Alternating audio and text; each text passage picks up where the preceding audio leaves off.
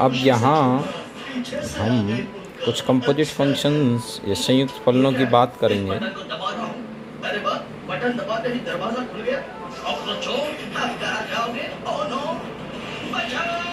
जैसा कि आपको कुछ लग रहा होगा कि कहीं तो फलन और कहीं संयुक्त फलन, इन दोनों का मीनिंग क्या है। बेटा, आप मीनिंग्स यदि समझ पाए तो आपको कभी एक सिंगल डिफरेंशिएशन आपका गलत नहीं हो सकता। It's my challenge. क्योंकि संयुक्त फलन को पहचानना यानी कि कोई जो फलन है वो कितने फलनों से मिलकर बना है, इसकी आपको पहचान करनी है। जैसे मैंने यहाँ एक एग्जाम्पल लिया हुआ है कि ये जो sin x है ये एक मानक फलन है। जैसे कि आप इस पे ध्यान देना, जो मैं लिख रहा हूँ sin x। अब ये जो sin x है इसको मैं मानक फलन क्यों कह रहा हूँ, क्योंकि ये वो स्टैंडर्ड फलन है, इसी के फॉर्मूले हमको पता रहते हैं। चाहे हम आइडेंटिटीज की बात करें, चाहे हायर क्लासेज में हम इनके एक्सपेंशंस यानी कि विस्तारों की बात करें, चाहे हम इनके लिमिट्स की बात करें, तो सब जगह यही प्रयुक्त होता है। तो इसलिए हम इसको एक बेसिक फंडा या हम इसको एक मानक फलन बोलेंगे। तो अब इनसे संयुक्त फलन कैसे बनते हैं, तो मैं आपको एक बात बता देता हूँ कि ये फलन मानक फलन क्यों है, क्योंकि इसकी पावर 1 है और इसके x का कोफिशिएंट भी 1 है। जहाँ पर ये दोनों हुए उसको हम मानक फलन बोलते हैं।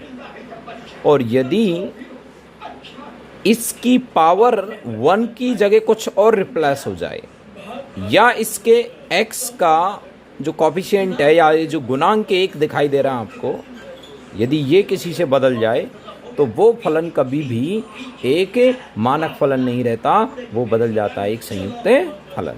जैसे मैंने लिखा sin स्क्वायर x, तो बेटा आप ये देख पा रहे होंगे कि 1 किससे रिप्लेस हो गया, 2 से, क्योंकि ये सिंगल sin x था।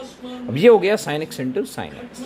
तो आप इसका या तो डिफ्रेंशिएशन करोगे sin x into sin x वाले फॉर्मूले से, और या मैं आपको जो बात बताने जा रहा हूं आपको उस पर टारगेट करें। बेटा आप कोई भी जैसे sin x आ रहा है तो आप सबसे पहले उसके आउटर मोस्ट फंक्शन बना के उसका डिफ्रेंशिएशन करें। जैसे मैं इसको ऐसा लिख सकता हूं sin x का होल स्क्वायर। तो अब हमने दो तरीके के फंक्शंस की पहले बात कर रखी थी, अभी इसमें दो चीज़ें हो गई। देखो, समझने का प्रयास करें। sin x एक फंक्शन ये हो गया, और एक यदि ये एक फलन है, इस फलन को यदि मैं कैपिटल X मान लेता हूँ तो ये हो गया x स्क्वायर। तो इसलिए हम ये कह सकते हैं कि ये जो sin स्क्वायर x है ये दो फलनों का संयुक्त फलन है। किस किस का? एक खुद त्रिकोणमिति sin x और दूसरा x स्क्वायर। यदि ये वाली बात आपके समझ में आती है तो आपका डिफरेंशिएशन कभी भी गलत नहीं होगा। समझ में आ रहा है? तो अब जैसा कि आप देख पा रहे हैं, इसमें सबसे आउटर मोस्ट कौन है? आउटर मोस्ट है पावर। तो पहले आप पावर का करेंगे, और जब भी आप पावर का डिफरेंशिएशन करोगे तो पावर के डिफरेंशिएशन के लिए आपको केवल एक ही बात लर्न करनी है कि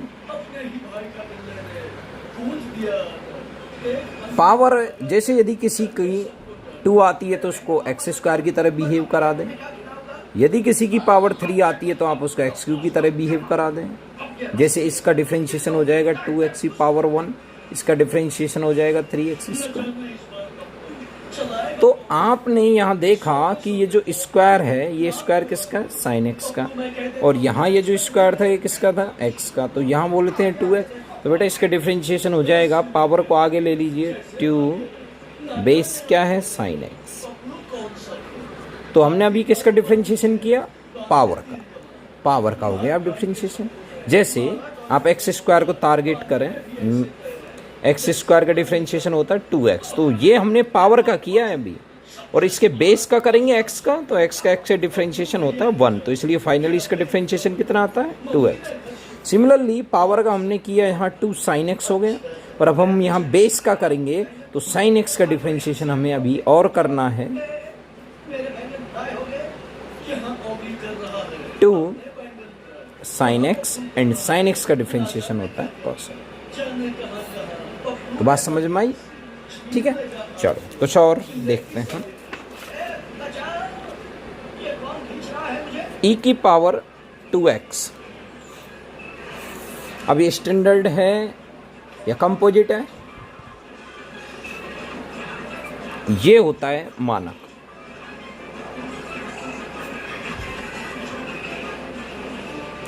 तो इसका कोएफिशिएंट क्या होना चाहिए 1, और जबकि यहां कितना है 2, तो ये क्या है कंपोजिट है।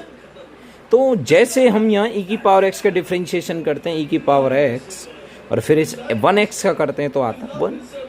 तो सिमिलरली e की पावर x का डिफ्रेंशिएशन e की पावर x, एंड 2x का डिफ्रेंशिएशन अब हम कर रहे हैं